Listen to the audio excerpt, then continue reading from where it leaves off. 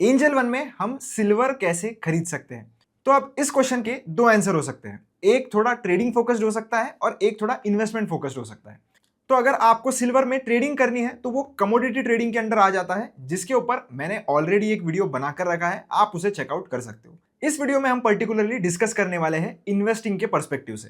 तो आपके पास कौन से ऑप्शन है इन्वेस्टमेंट करने के सिल्वर में, और मैं आपको यह भी बताऊंगा कि कौन सा ऑप्शन आपके लिए सही रह सकता है आपके हिसाब से। तो मेजरली जो दो ऑप्शंस आपके पास अवेलेबल है सिल्वर में इन्वेस्ट करने के, उसमें से सबसे पहला है म्यूचुअल फंड्स। तो म्यूचुअल फंड्स के जरिए भी आप सिल्वर खरीद सकते हो। और दूसरा ऑप्शन आपके पास है ईटीएफ यानी कि एक्सचेंज ट्रेडेड फंड्स। पहले हम म्यूचुअल फंड्स को डिस्कस कर लेते हैं और उसके बाद हम ईटीएफ के बारे में बात करेंगे। म्यूचुअल फंड्स के द्वारा अगर आपको सिल्वर में इन्वेस्ट करना है तो बहुत ही सिंपल प्रोसेस है। आपको ऊपर की तरफ एक म्यूचुअल फंड्स का सेक्शन मिलेगा, इसके ऊपर आपको आना है। इसके ऊपर आने के बाद और ऊपर की तरफ आपको एक सर्च बार मिलेगा, इस पे आपको आना है और टाइप करना है सिल्वर। सिल्वर टाइप करने के बाद ये जो म्यूचुअल फंड्स है इसके ऊपर सेलेक्ट कर लीजिए। अब आपको जो भी इधर फंड्स दिख रहे हैं वो सिल्वर में ही इन्वेस्ट करते हैं। तो एग्जाम्पल ले लेते हैं हम आईसीआईसीआई प्रूडेंशियल के सिल्वर ईटीएफ का। तो इसके ऊपर हम क्लिक करेंगे। अब अगर आप इसका ये स्कीम का नाम देखोगे तो आपको इधर एक चीज देखने के लिए मिलेगी, ईटीएफ और फंड ऑफ फंड्स। तो जनरली अगर आपको गोल्ड में भी इन्वेस्ट करना है या सिल्वर में भी इन्वेस्ट करना है तो आपको एक चीज हमेशा देखने के लिए मिलेगी ऐसे टाइप ऑफ म्यूचुअल फंड्स में कि ये लोग डायरेक्टली ईटीएफ खरीदते हैं। तो ईटीएफ एक ऐसा एसेट है जिसको आप मार्केट आवर्स में डायरेक्टली बाय और सेल कर सकते हो। जैसे आप स्टॉक्स की बाइंग और सेलिंग करते हो, ठीक उसी प्रकार से आप ईटीएफ्स की बाइंग और सेलिंग कर सकते हो जब भी मार्केट खुला होता है तब। तो ये जो म्यूचुअल फंड्स होते हैं वो क्या करते हैं, वो डायरेक्टली अगर आप उनको पैसे देते हो कोई भी इन्वेस्ट करने के लिए तो वो जाकर ये ईटीएफ्स खरीदते हैं। तो ये आपको ध्यान में रखना है। तो मतलब अगर आप म्यूचुअल फंड में इन्वेस्ट भी कर रहे हो गोल्ड या सिल्वर के, तो वो इनडायरेक्टली जाकर ईटीएफ्स ही खरीदने वाले हैं। तो अगर आपको चाहिए तो आप डायरेक्टली ईटीएफ्स खरीद लो। अगर आपको वो सारे झंझट में नहीं पड़ना है, एक एसआईपी लगानी है जो कि आप ईटीएफ में भी लगा सकते हो, वो भी मैं आपको बताऊंगा। पर अगर आपको म्यूचुअल फंड थोड़े ज्यादा कंफर्टेबल लगते हैं तो आप कर सकते हो। पर म्यूचुअल फंड में एक सबसे बड़ा ड्रॉबैक ये है कि अगर आप थोड़ी ज्यादा मेहनत लोगे तो आप आपका एक्सपेंस रेशियो बचा सकते हो। कैसे, मैं आपको बताता हूं कि जैसे ये आईसीआईसीआई प्रूडेंशियल का silver ETF fund of fund है, तो इसमें अगर हम थोड़ा नीचे जाए और अदर इन्फॉर्मेशन पर क्लिक करें तो आपको इधर एक्सपेंस रेशियो देखने के लिए मिलेगा। एक्सपेंस रेशियो कितना है इसका, 0.12%। तो ये आपको ध्यान में रखना है। और दूसरी चीज आपको एक ये भी देखने के लिए मिलेगी कि इसमें एग्जिट लोड भी है, यानी कि अगर आप एक स्पेसिफिक पीरियड के पहले आपके सिल्वर के इन्वेस्टमेंट्स या जो भी ये फंड में आप इन्वेस्ट करोगे वो पैसे निकाल लोगे तो आपको एक एग्जिट लोड या पेनल्टी देनी पड़ेगी। वो कितना दिन का ड्यूरेशन है वो आप ये आई बटन पर क्लिक करके देख सकते हो। तो अगर आप 15 दिनों के पहले पहले आपका पैसा निकाल लोगे तो आपको उस केस में 1% का एग्जिट लोड देना पड़ेगा। बाकी तो जो कैरेक्टरिस्टिक्स होती है वो ये फंड्स की सेम ही होती है कि आप इसमें एसआईपी कर सकते हो, आप इसमें लमसम इन्वेस्टमेंट कर सकते हो, और आपको जो भी एनएवी की डेट अलर्ट होगी वो आपके कट ऑफ टाइम के हिसाब से अलोकेट होगी। अब हम बढ़ते हैं ईटीएफ्स की ओर। अब ईटीएफ में हम ये जो म्यूचुअल फंड का फिल्टर है इसको अभी हटाकर ईटीएफ पर कर देंगे। तो आपके सामने यहाँ पर दो ईटीएफ आ चुके हैं। तो दोनों आपके सामने आदित्य बिरला के ईटीएफ्स आ चुके हैं। अब इधर हम आईसीआईसीआई का ढूंढते हैं। तो इधर हमें आईसीआईसीआई प्रूडेंशियल का सिल्वर ईटीएफ भी मिल गया है जिसमें वो म्यूचुअल फंड डायरेक्टली इन्वेस्ट करने वाला है अगर आप उस फंड में एसआईपी शुरू करते हो तो अब हम इसके ऊपर क्लिक करेंगे और अभी इसका एक्सपेंस रेशियो देखेंगे। म्यूचुअल फंड्स में भी एक्सपेंस रेशियो होता है और ईटीएफ में भी एक्सपेंस रेशियो होता है, जो कि आपके एनएवी के प्राइस से डायरेक्टली डिडक्ट किया जाता है। आपको कोई भी एडिशनल फीस या एडिशनल अलग तरीके से पैसे देने की कोई भी जरूरत नहीं होती। जो भी परसेंटेज वाइज आपसे फीस ली जाएगी वो सालाना ली जाएगी और आपके एनएवी के प्राइस से ही डिडक्ट होगी, जो कि ऑलरेडी रोज डिस्काउंट की जाती है आपके एनएवी के प्राइस से। मतलब जो भी एक्सपेंस रेशियो का परसेंटेज होता है उसको डिवाइड करते हैं 365 से, और जो भी परसेंटेज टर्म्स में आंसर आएगा उतना परसेंट वो आपके एनएवी के प्राइस से रोज डिडक्ट करते हैं। तो अगर हम इसमें भी नीचे जाए तो हमें देखने के लिए मिलेगा कि इसका जो एक्सपेंस रेशियो है वो है 0.40%। तो अगर आप उस म्यूचुअल फंड में इन्वेस्ट करोगे तो आपको इस ईटीएफ का एक्सपेंस रेशियो कितना है, 0.40। ये तो देना ही पड़ेगा। एडिशनल में जो उस म्यूचुअल फंड का एक्सपेंस रेशियो था 0.12%, तो ये एडिशनल ये दोनों मिलाकर जो भी एक्सपेंस रेशियो बनेगा वो नेट एक्सपेंस रेशियो होता है, जो कि वहां पर डिस्क्लोज नहीं किया जाता। दोस्तों ये इंफॉर्मेशन आपको कहीं पर भी इजीली देखने के लिए नहीं मिलेगी, और ऐसी इंफॉर्मेशन के लिए आप चैनल को सब्सक्राइब जरूर कर देना और वीडियो को लाइक जरूर कर देना। तो ये जो नेट एक्सपेंस रेशो होता है वो आपसे लिया जाता है, ना कि सिर्फ जो 0.12 जो म्यूचुअल फंड्स के केस में आपको डिस्क्लोज किया जाता है। तो आपको हमेशा ध्यान में रखना है कि अगर किसी भी कमोडिटी के म्यूचुअल फंड में आप इन्वेस्ट कर रहे हो तो आप एक्सपेंस रेशो कितना दे रहे हो। तो इसका एक्सपेंस रेशो है 0.40%। और एक चीज ईटीएफ्स में होती है, वो होती है इनका ट्रैकिंग एरर। अब ये ट्रैकिंग एरर क्या होता है?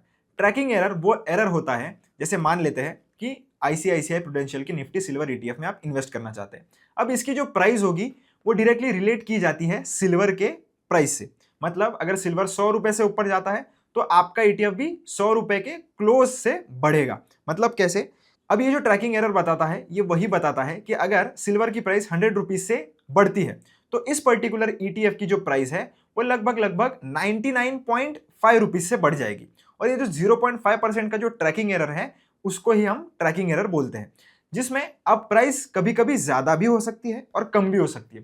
ट्रैकिंग एरर का ये मतलब नहीं है कि हमेशा इसका प्राइस जो है वो कम ही रहेगा, कभी कभी ज्यादा भी हो सकता है, कभी कभी कम भी हो सकता है। ट्रैकिंग एरर आपको यही बताता है कि जो इसका लिंक्ड वाला जो एसेट है, जो इस केस में सिल्वर है, वो जितना फ्लक्चुएट हुआ उसके रिलेशन में ये कितना फ्लक्चुएट हुआ, उसमें कितना डिफरेंस है, तो ये आपको ट्रैकिंग एरर बताएगा।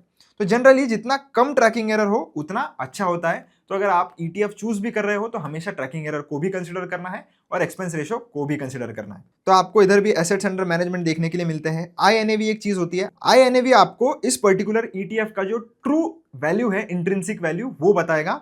और ऊपर आपको जो वैल्यू दिख रही है वो शायद चेंज भी हो सकती है, वो प्रीमियम पर भी ट्रेड कर सकती है। तो इन केस अगर आपको आईएनएवी और जो ऊपर की प्राइस है उसमें बहुत ज्यादा डिफरेंस देखने के लिए मिले तो समझ जाना कि ये जो ईटीएफ है वो ऑलरेडी प्रीमियम पर ट्रेड कर रहा है, जो कि होता है मोस्टली इंटरनेशनल ईटीएफ्स के केस में।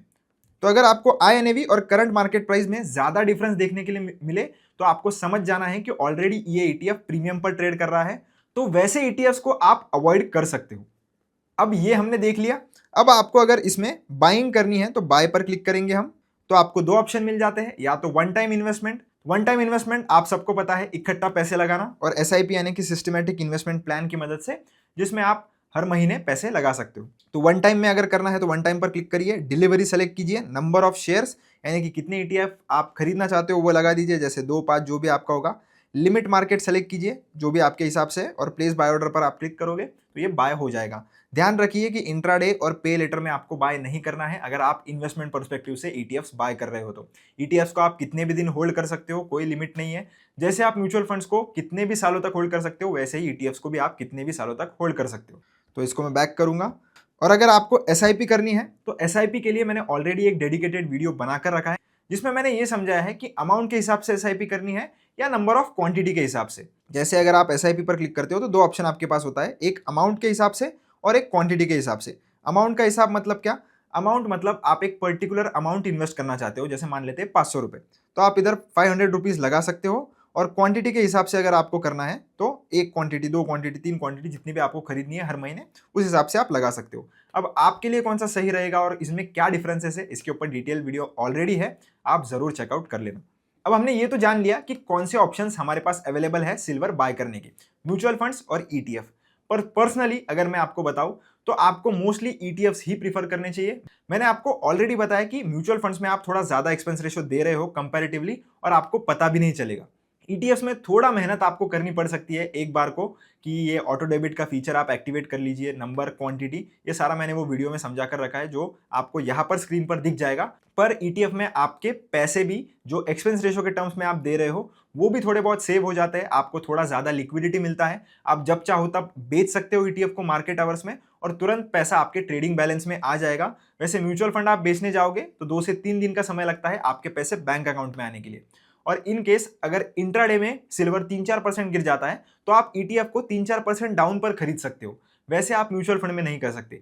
म्यूचुअल फंड की एनएवी कैलकुलेट होती है शाम में 5 बजे के बाद।